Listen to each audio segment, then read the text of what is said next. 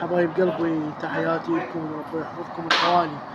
اليوم وياكم صوت ابن عمي الغالي شعر أبو ذية راح يقرأنا، وأرجو من تسمعون الشعر أبو ذية. أرجو من تفاعلكم واشتراككم بالقناة حتى نصور لكم فلوكات جدد وفيديوهات، إن شاء الله نستمر على المنشورات. بس لا تنسون التفاعلات والاشتراكات وشاركوا. قرأنا همة.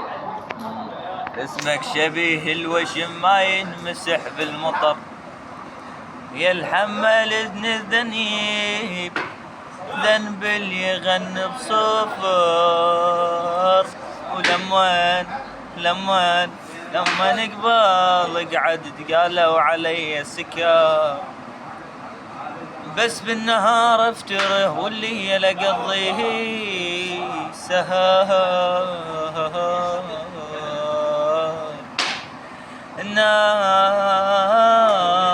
الناس تصدر كتب بس انا اصدر قهر.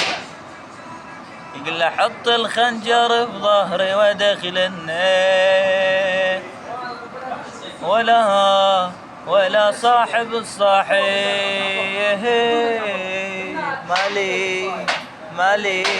مالي بيظنه.